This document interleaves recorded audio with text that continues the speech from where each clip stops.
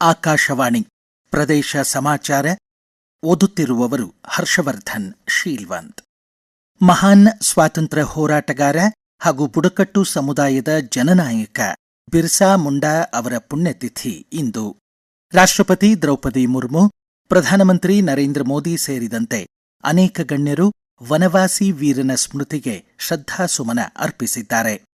ನೈಋತ್ಯ ರೈಲ್ವೆಯ ಸಂಚಾರ ನಿಬಿಡ ರೈಲ್ವೆ ಕಾರಿಡಾರ್ಗಳಲ್ಲಿ ಒಂದಾದ ಬೆಂಗಳೂರು ತುಮಕೂರು ವಿಭಾಗದಲ್ಲಿ ಮಾರ್ಗ ವಿದ್ಯುದೀಕರಣ ಕಾಮಗಾರಿಗೆ 162 ಕೋಟಿ 57 ಲಕ್ಷ ರೂಪಾಯಿ ಅನುಮೋದಿತವಾಗಿದೆ. 120 ಟ್ರ್ಯಾಕ್ ಕಿಲೋಮೀಟರ್ಗಳನ್ನು 2x25 ಕಿಲೋವ್ಯಾಟ್ ಸಾಮರ್ಥ್ಯದ ವಿದ್ಯುದೀಕೃತ ಸಂಚಾರ ವ್ಯವಸ್ಥೆಯಾಗಿ ಪರಿವರ್ತಿಸಲಾಗುತ್ತಿದೆ. ಬೆಂಗಳೂರು ತುಮಕೂರು ರೈಲ್ವೆ ವಿಭಾಗ ಹೈಲಿ ಯುಟಿಲೈಸ್ಡ್ ನೆಟ್ವರ್ಕ್ ಮಾರ್ಗ 10ರ ಭಾಗವಾಗಿದೆ.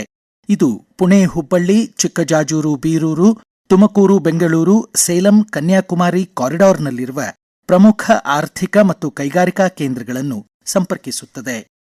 ಪ್ರಧಾನಮಂತ್ರಿ ನರೇಂದ್ರ ಮೋದಿ ನೇತೃತ್ವದ ಕೇಂದ್ರ ಸರ್ಕಾರ 12 ವರ್ಷಗಳನ್ನು ಯಶಸ್ವಿಯಾಗಿ ಪೂರ್ಣಗೊಳಿಸಿದ್ದು, ಆಶೋತ್ತರ ರಾಷ್ಟ್ರವಾಗಿ ದೇಶ ಪರಿವರ್ತನೆಯಾಗಿದೆ ಎಂದು ಕೇಂದ್ರ ವಾರ್ತಾ ಮತ್ತು ಪ್ರಸಾರ ಖಾತೆ ಸಚಿವ ಅಶ್ವಿನಿ ವೈಷ್ಣವ್ ಹೇಳಿದ್ದಾರೆ. ಆತ್ಮನಿರ್ಭರ ಭಾರತ ಅಭಿಯಾನದ ಹಿನ್ನೆಲೆ ಯುವ ಜನರಿಗೆ ಅವಕಾಶಗಳು, ನಾವೀನ್ಯತೆ ಹಾಗೂ ಆತ್ಮವಿಶ್ವಾಸ ವೃದ್ಧಿಸಿದೆ ಎಂದು ಸುದ್ದಿ ಸಂಸ್ಥೆಗೆ ನೀಡಿದ ವಿಶೇಷ ಸಂದರ್ಶನದಲ್ಲಿ ಅವರು ತಿಳಿಸಿದ್ದಾರೆ. ಕಳೆದ 12 ವರ್ಷಗಳಲ್ಲಿ ಕೇಂದ್ರ ಸರ್ಕಾರ ಭಾರತದ ಆರೋಗ್ಯ ವ್ಯವಸ್ಥೆಯನ್ನು ಗಮನಾರ್ಹವಾಗಿ ಬಲಪಡಿಸಿದೆ. 44 ಕೋಟಿಗೂ ಹೆಚ್ಚು ಕುಟುಂಬಗಳಿಗೆ ಆರೋಗ್ಯ ವಿಮೆ, 1,86,000ಕ್ಕೂ ಹೆಚ್ಚು ಪ್ರಾಥಮಿಕ ಆರೋಗ್ಯ ಕೇಂದ್ರಗಳನ್ನು ಸ್ಥಾಪಿಸಿದೆ. 18,000ಕ್ಕೂ ಹೆಚ್ಚು ಜನೌಷಧಿ ಕೇಂದ್ರಗಳ ಮೂಲಕ ಜನರಿಕ್ ಔಷಧಿಗಳು ಈಗ ಮಾರುಕಟ್ಟೆ ದರಕ್ಕಿಂತ 50% ಕಡಿಮೆ ದರದಲ್ಲಿ ಲಭ್ಯವಿವೆ. 47 ಕೋಟಿಗೂ ಹೆಚ್ಚು ಟೆಲಿಮೆಡಿಸಿನ್ ಸಮಾಲೋಚನೆ ನಡೆಸಲಾಗಿದೆ. ಜೂನ್ 5 ವಿಶ್ವ ಪರಿಸರ ದಿನದ ಹಿನ್ನೆಲೆ ರಾಜ್ಯದ ವಿವಿಧ ಗ್ರಾಮ ಪಂಚಾಯಿತಿಗಳಲ್ಲಿ ವಿಶೇಷ ಗ್ರಾಮಸಭೆ ಹಾಗೂ ತಾಯಿಯ ಹೆಸರಲ್ಲಿ ಒಂದು ಗಿಡ ನೆಡುವ ಅಭಿಯಾನವನ್ನು ಆಯೋಜಿಸಿ ವಿವಿಧ ಪ್ರಜಾತಿಯ ಸಸಿಗಳನ್ನು ನೆಡಲಾಯಿತು. ಅಖಿಲ ಭಾರತೀಯ ಕಾಂಗ್ರೆಸ್ ಸಮಿತಿ ಕಾರ್ಯದರ್ಶಿ ಸೂರಜ್ ಹೆಗ್ಡೆ ಅವರ ಪಾರ್ಥಿವ ಶರೀರದ ಅಂತಿಮ ದರ್ಶನವನ್ನು ಬೆಂಗಳೂರಿನ ಡಾಲರ್ಸ್ ಕಾಲೋನಿಯ ಅವರ ನಿವಾಸದಲ್ಲಿ ಲೋಕಸಭೆ ವಿಪಕ್ಷ ನಾಯಕ ರಾಹುಲ್ ಗಾಂಧಿ, ಕೆಪಿಸಿಸಿ ಅಧ್ಯಕ್ಷ ಬಿಕೆ ಹರಿಪ್ರಸಾದ್, ಮುಖ್ಯಮಂತ್ರಿ ಡಿಕೆ ಶಿವಕುಮಾರ್, ಮಾಜಿ ಮುಖ್ಯಮಂತ್ರಿ ಸಿದ್ದರಾಮಯ್ಯ ಪಡೆದು ಶ್ರದ್ಧಾಂಜಲಿ ಸಲ್ಲಿಸಿದರು. ಸೂರಜ್ ಅವರು ಮಾಜಿ ಮುಖ್ಯಮಂತ್ರಿ ಡಿ ದೇವರಾಜ್ ಅರಸ್ ಅವರ ಮೊಮ್ಮಗ. ಸರ್ಕಾರಿ ಗೌರವಗಳೊಂದಿಗೆ ಅಂತ್ಯಕ್ರಿಯೆ ನಡೆಯಲಿದೆ.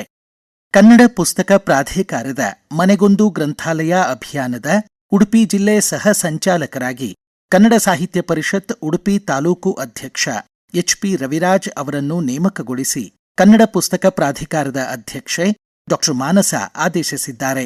ಪ್ರದೇಶ ಸಮಾಚಾರಕ್ಕಾಗಿ ಎಚ್ಪಿ ರವಿರಾಜ್ ತಮ್ಮ ಅನಿಸಿಕೆ ಹಂಚಿಕೊಂಡಿದ್ದಾರೆ. ಕನ್ನಡ ಸಾಹಿತ್ಯ ಪರಿಷತ್ತು ಉಡುಪಿ ತಾಲೂಕು ಘಟಕ ಕಳೆದ 2.5 ವರ್ಷಗಳಿಂದ ಮನೆಯೇ ಗ್ರಂಥಾಲಯ ಎನ್ನುವ ಒಂದು ಅಭಿಯಾನವನ್ನು ಹಮ್ಮಿಕೊಂಡಿತ್ತು.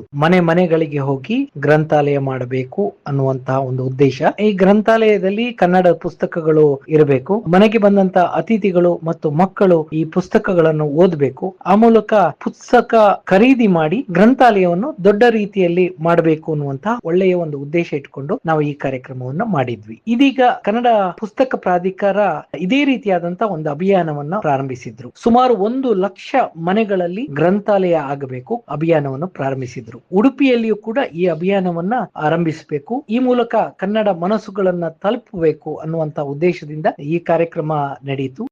ಮಂಡ್ಯ ಜಿಲ್ಲೆಯ ಎಲ್ಲ ಒತ್ತುವರಿ ಕೆರೆಗಳನ್ನು ಪಟ್ಟಿ ಮಾಡಿ ತಿಂಗಳಿಗೆ 5 ಕೆರೆಗಳ ಒತ್ತುವರಿ ತೆರವುಗೊಳಿಸುವುದಾಗಿ ಜಿಲ್ಲಾಧಿಕಾರಿ ಡಾ ಕುಮಾರ್ ತಿಳಿಸಿದ್ದಾರೆ.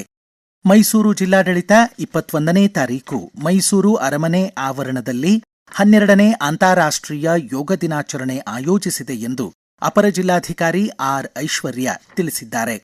ಗುಲ್ಬರ್ಗಾ ವೈದ್ಯಕೀಯ ವಿಜ್ಞಾನಗಳ ಸಂಸ್ಥೆ ಜಿಮ್ಸ್ 6ನೇ ಘಟಿಕೋತ್ಸವ 13ನೇ ತಾರೀಕು ಶನಿವಾರ ಸಂಜೆ 4:30ಕ್ಕೆ ಆಯೋಜಿತವಾಗಿದೆ. ವೈದ್ಯಕೀಯ ಶಿಕ್ಷಣ ಖಾತೆ ಸಚಿವ ಡಾ ಶರಣಪ್ರಕಾಶ್ ಪಾಟೀಲ್ ಮುಖ್ಯ ಅತಿಥಿಗಳಾಗಿ ಪಾಲ್ಗೊಳ್ಳಲಿದ್ದಾರೆ. ಭಾರತೀಯ ಹವಾಮಾನ ಇಲಾಖೆ ಉತ್ತರ ಕನ್ನಡ ಹಾಗೂ ಶಿವಮೊಗ್ಗ ಜಿಲ್ಲೆಗೆ ಇಂದು ಮತ್ತು ನಾಳೆ ರೆಡ್ ಅಲರ್ಟ್ ಪ್ರಕಟಿಸಿದೆ. ಭಾರೀ ಮಳೆ ಹಿನ್ನೆಲೆ ಮುಂಜಾಗ್ರತೆ ವಹಿಸುವಂತೆ ಜಿಲ್ಲಾಧಿಕಾರಿಗಳು ಸಾರ್ವಜನಿಕರಲ್ಲಿ ಮನವಿ ಮಾಡಿದ್ದಾರೆ.